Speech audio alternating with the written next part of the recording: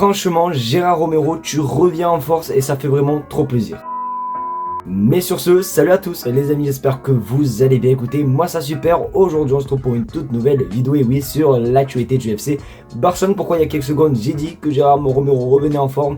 Parce que tout simplement les amis, il a balancé encore des bombes concernant le mercato. Les gars, vous êtes vraiment pas prêts, mais pour ça il faut rester jusqu'à la fin de la vidéo. Car oui, aujourd'hui on se retrouve pour une nouvelle vidéo actualité. Pour ceux qui ne connaissent pas, ça fait plus de 3 ans les gars que je partage tous les jours l'actualité du FC Barcelone sur ma chaîne YouTube. Donc si toi derrière ton écran, tu es fan du Barça ou tu es fan un petit peu des vidéos actualité, tu es tombé sur la bonne chaîne, n'hésite pas à mettre un maximum de pouces bleus parce que c'est quand même sous-côté, et à surtout aussi également t'abonner puisqu'on a un objectif maintenant qui s'avère un petit peu ultime puisqu'on tente les 100 000 abonnés pour 2027 et clairement la clé pour réussir c'est vous. Donc n'hésite pas à t'abonner, même s'il n'y a qu'un seul abonné dans cette vidéo, c'est pas très grave, je suis le plus heureux. Donc merci en tout cas à tous ceux qui contribueront. Donc aujourd'hui de quoi va-t-on parler? Comme j'ai pu un petit peu l'initier et l'expliquer, Gérard Romero a balancé des bombes, mais pas que, parce qu'on va aussi parler un petit peu de marketing, la question de la commune. Bon bref, il y a quand même pas mal de choses à faire, donc restez bien jusqu'à la fin de la vidéo. Sur ce, je pense avoir un petit peu tout dit. Installez-vous confortablement, prenez du soda, des popcorn, tout ce que vous voulez. Je lance l'intro et on commence par l'info numéro 1, c'est parti.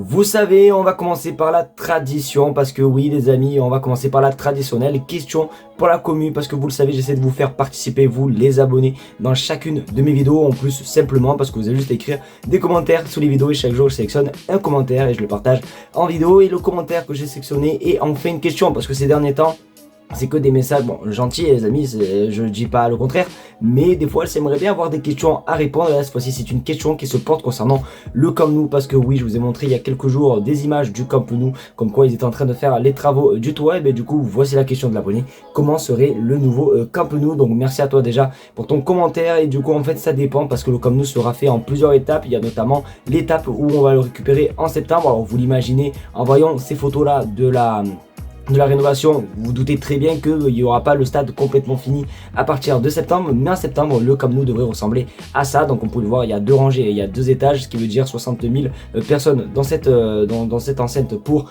septembre. Mais sinon globalement quand les travaux seront finis en 2026, le stade ressemblera du coup à ça, où ça sera un stade complètement fermé, 3 étages, 100 000 personnes, bref il est juste exceptionnel avec les LED qui ressortent Blaugrana. Bon bref, franchement il sera juste pépite. Donc n'hésitez pas à vous à me dire ce que vous pensez les gars dans les commentaires par rapport au Camp Nou, et surtout n'hésitez pas à jouer le jeu, à écrire des commentaires, et peut-être que tu figureras dans la prochaine vidéo actualité.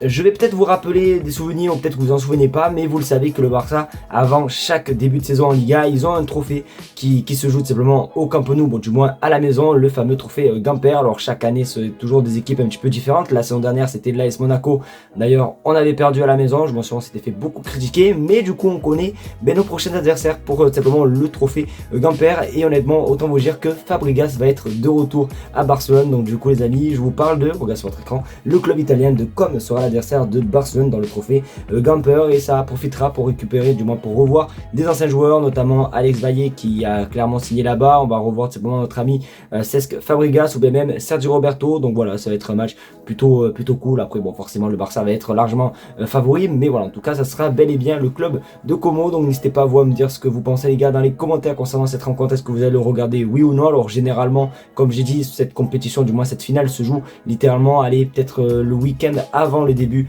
de la Liga, donc ce qui veut dire vraiment début août. Donc on verra si du coup ce trophée se fera à Montjuic ou au Camp Nou, mais en tout cas ça sera comme contre le FC Barcelone.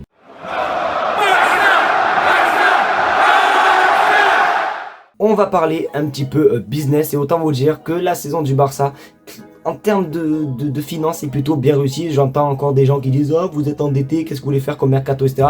On n'est plus dans la même situation financière qu'il y a quelques années, qui était beaucoup critique. Alors oui, c'est pas encore la meilleure forme financièrement parlant, mais ça va beaucoup mieux. Et honnêtement la saison, du moins qui vient juste de s'achever, a été une réussite en termes de marketing, parce que on regarde sur votre écran, le maillot domicile 2024-2025 est le plus populaire et le plus vendu de l'histoire du Barça. En même temps les gars, regardez-moi cette dinguerie, il est juste exceptionnel et franchement les gars, que ce soit une réussite commerciale, c'est juste assez cool parce que forcément ça donne encore des sous au club, etc. Sans compter aussi forcément les collabs qu'ils ont pu faire cette année, notamment avec Coldplay ou même Travis Scott qui a super bien marché. Donc voilà, des sous en plus pour le club, et j'espère quand même de tout cœur que la règle du 1-1 se mettra en place, parce que ce qui est bien avec cette règle du 1, ce qui veut dire que là, imaginons on a vendu plus de 200 millions d'euros de maillots, et bien ces 200 millions d'euros de maillots vendus, on peut les mettre dans le marché des transferts. Donc j'espère vraiment de tout cœur que la règle du 1 se fera, parce que si c'est le cas, franchement les gars, on va faire peut-être un bon petit mercato. Après, il y aura encore d'officiel concernant la règle du 1-1, on entend parler que c'est plutôt favorable pour le Barça, donc on verra, mais en tout cas ça venait à être le cas, c'est juste exceptionnel, et franchement je suis juste content que le maillot ait bien marché, parce que franchement il faut dire la vérité, il était juste magnifique.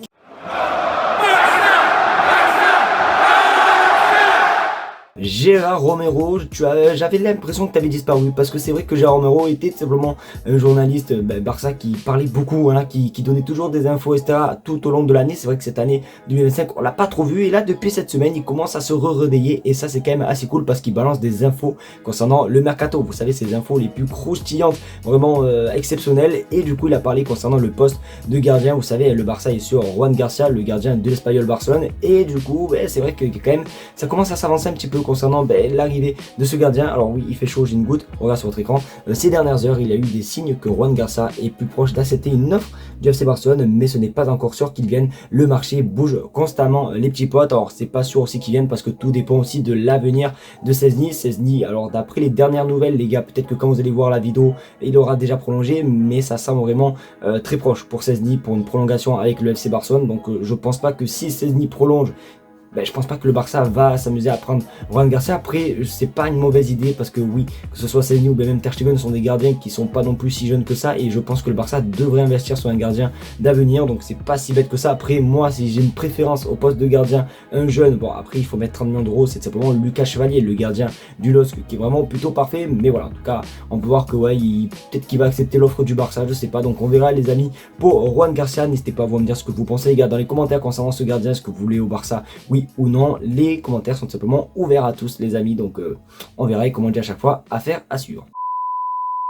Les amis, c'est déjà la fin de cette vidéo, j'espère qu'en tout cas elle vous aura plu. C'est le cas, comme d'habitude, n'hésitez pas à me le faire savoir en mettant un maximum de pouces bleus, à partager la chaîne YouTube, et surtout également vous abonner, parce que comme j'ai pu le dire du coup dans l'intro, on tente bel et bien les 100 000 abonnés pour 2027, et c'est vraiment un objectif les gars qui me tient énormément à cœur. Et comme aussi j'ai pu le mentionner, c'est vous qui êtes les rois du destin, c'est vous qui faites tout, donc vraiment n'hésitez pas à vous abonner, ça me ferait énormément plaisir. En tout cas merci à vous de me suivre, je vous aime très fort depuis le Canada, et du coup on se retrouve très bientôt pour une vidéo sur la chaîne YouTube. Ciao les gars.